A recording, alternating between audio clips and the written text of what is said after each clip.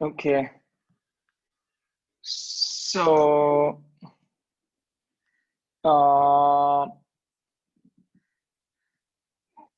today that I will continue the fourth point. Sorry, the third point. And later that I will leave for some minutes for the question answer session. Minutes for the question answer sessions. And third point that as you can see in the text of the 7th point of the mind training. So we had last time we are discussing about the third point. So third point is the third point of the mind training is transforming the adversity into the part of the enlightenment. So now you can see in the root text of the 7th point of mind training, here it said that the fourfold practice is the best of the method. Whatever you encounter, apply the practice. So here it talks about the fourfold practice. Fourfold practice. Fourfold practice is the fourfold practice. Fourfold practice is the it's the first practice. It talks about the fourfold. Fourfold is accumulating the merits, purifying the negative sin, and offering to the spirits, offering for the spirits, and praying to the protectors. So they are the fourfold part. So that is it's saying the best. So here it talks about mainly here it talks about that sometimes when we encounter the adversity, so what we have to do is that we have to pray. That is also it talks about the praying. Also, sometimes when we faces the adversity or when we have the challenge or when we have the difficulties time, also we have to think that that may help us to purify our negative karma. So this is the way how we can change our perspective towards our difficulty or our challenges. So when sometimes when you encounter the difficulties, then what you have to do is that you can think that the difficulties, these challenges may help you to purify your negative karma. Or maybe what you can do is that you can just pray to the Buddhas and the Bodhisattvas that may you overcome the difficulties of the challenges. Okay.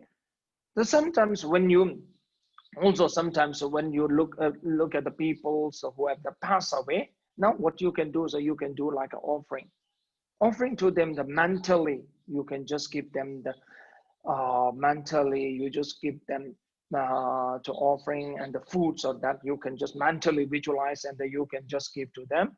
That is the one thing you can do. Or maybe you can pray for them to born in the Buddha's pure land. Okay, that we have to do. So that's why today what will we do is that we will do the few minutes of the prayer session. Okay, so few minutes for the prayer session, because recently that a lot of the peoples have passed away because of the COVID in the state, and I got the message this morning. There's some names from the state who passed away. So I will tell the names of the people, and you can pray for them. And also 2 minutes that the praying session, you all meditate and visualize that may the people whoever pass under this COVID time in the state and who all over the world, may they born in the Buddha's pure land, or may they born in the heaven. Okay, so that's, yeah, we'll do the 2 minutes of the prayer session, and after the 2 minutes of prayer session, then I will leave for the question answer sessions. Because and this is the also praying, it's also practicing the mind training, because as in the root text is talks about the fourfold practice is the best of the method. The fourfold practice means that there are the 4 methods. It's taking the purifying the negative karma, accumulating the merits, and the praying for the Buddhas and the Bodhisattva, and offering, offerings to the non-human spirits. Okay, that's a 4 practice. Now here we're doing the praying. Okay, praying for the, especially for the deceased people. Okay, because sometimes when you look back in your life, and when you see that when you think about your loved one who passed away, sometimes it brings the unhappiness or the uneasiness in your mind. For release that, or to help the people who passed away, the prayer is the best. People who passed away, we cannot send any gifts. The only thing is we can pray for them, and we will send them the more positive thoughts for them, positive wishes, and the Buddha's the blessing that we have to send or transfer them. Okay, so maybe I'll say the prayer. So this is prayer. Our prayer we call the 2 minutes prayer. It will be prayers or to the born to in the Buddha's pure land. Okay, especially the who passed away in this COVID time. Okay, so the one deceased name I got is the Tommy Pitt. Tommy Pitt. Tommy Pitt. Tommy Pitt. John, if you're there, so isn't it that your brother's name is Tommy Pitt? Am I right, John? Or you can type down. Okay. Okay, so maybe I will pray. You all pray, okay? Or mentally you can pray, okay, all of you. Oh, yeah. And here, okay. Yeah.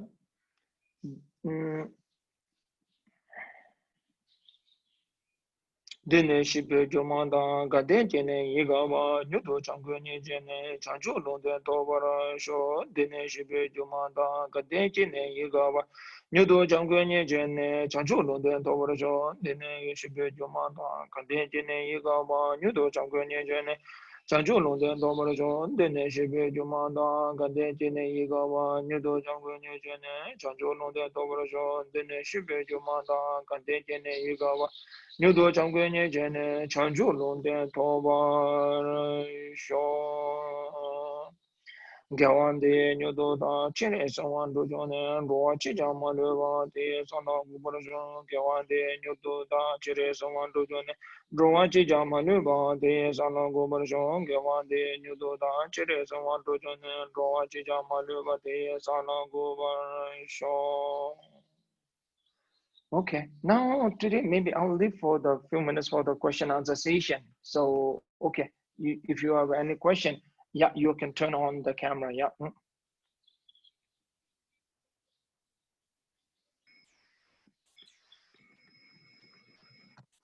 Rinpoche. Yes. I have a question. So the teaching is on training the mind, but I want to first get a better understanding in Buddhism, what is meant by the word mind? And I asked this question for a few reasons.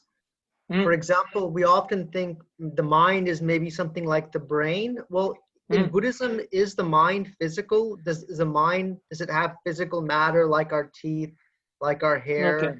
Does it exist in the body? But I also have a second question with that. I often wonder, they say the mind goes from one life to another life. So how is the mind different than a soul? Okay. These are my 2 questions, Rinpoche. Okay. Okay, now the things that, okay, from Buddhism point of view, mind is totally formless. It is not a matter at all. It is not a matter, it's a formless. And not only the formless, it's a clear knowing. So clear and the knowing, it's that the mind, now mind is it's the clear, and but it is not a matter. So it is a formless thing. It don't have any forms. So that is the one thing. Second thing is the difference between the soul and the mind. Mind can transform, changes, like a positive mind can transform into the negative. Negative mind can transform into the positive. And the positive and negative mind can transform into neutral. So it will keep the continuation, but also it keeps a lot of the transforming. And the one second idea different with the soul and mind is from Buddhist perspective, mind is it is very beginningless. There is no creation created. No one created the mind. So that is the one main difference. Soul is mainly it was created. So mind is not created. That difference is. Okay. Okay. Okay. Then any other questions? Yeah, you can turn on the video. Yeah. Okay, Daniel, can you turn on the video if you have a question? So yeah, I saw them. Yeah. Yeah. Daniel, you're unmute. Maybe host have to unmute. Yes. Hello? No, yeah. Yes, Daniel, now you can go. Yeah. Could you explain samadhi to us? Okay, sure. Okay. Okay, samadhi, isn't it? Okay, samadhi, mainly the samadhi. Okay, first of all, that Daniel, so you're from the which part of state? I'm in Tennessee. Tennessee. I see. Okay. Okay. So yeah, samadhi generally means a Tibetan term we call the tingezin. Tingezin samadhi means more like a concentration. So whatever you practice, whatever you are practicing with like a shamatha or whatever you're practicing, that is a samadhi, or that means a samadhi. Samadhi moments of focusing, concentrating. It's a samadhi. This is the term of the Sanskrit term. So more like a focus, concentrate. So because what we do is right now is we do the multitask. Mentally, we are doing the more multitask. So samadhi means don't do the multitask. Focus. So that is the meaning of the samadhi. Okay. So another question, because yeah.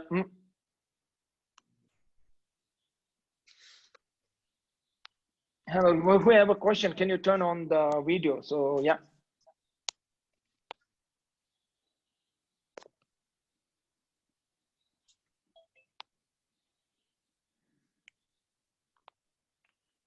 Yeah, hello.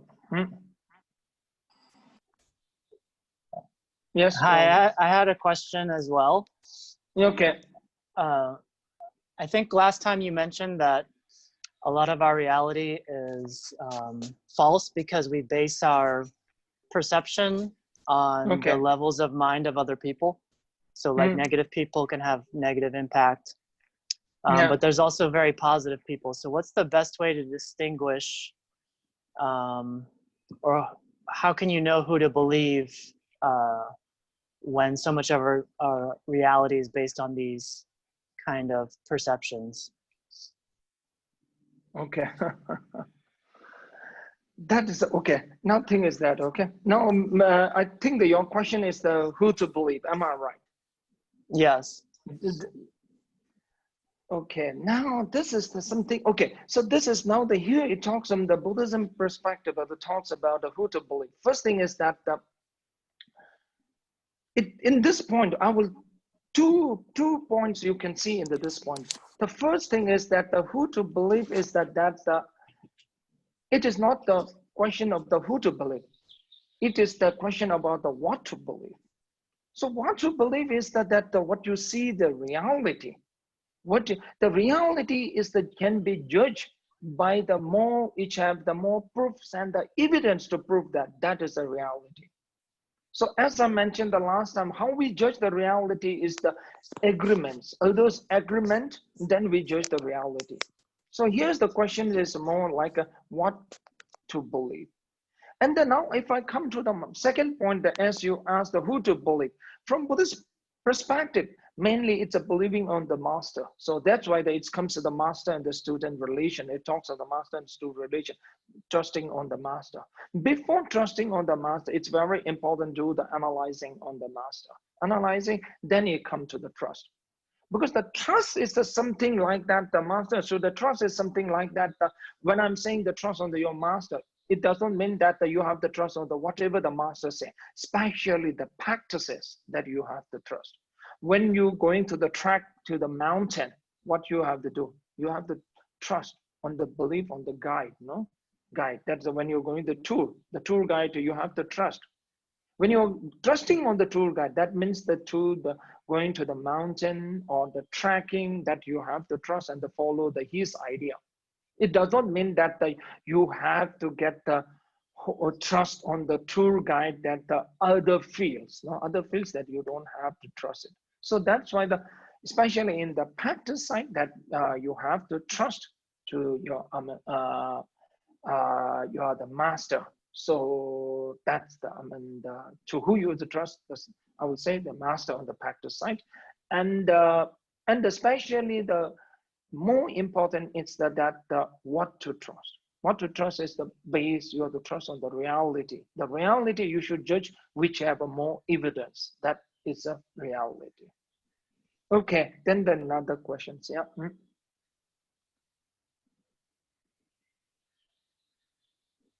Any other questions? If your questions are, yeah, okay, you can. Okay, Arnold, you're having a question. I think you have to unmute, the host has to unmute Arnold. Oh. Yeah. Yeah, hi. What's the process from someone passes to being reborn? How long does it take when a person passes to when they be reborn in a new life? Okay. Okay. Okay. Now that is a very process, no? So maybe that's one thing. I mean, that couple of the years back, I was having one of the radio show in Oregon, the radio show.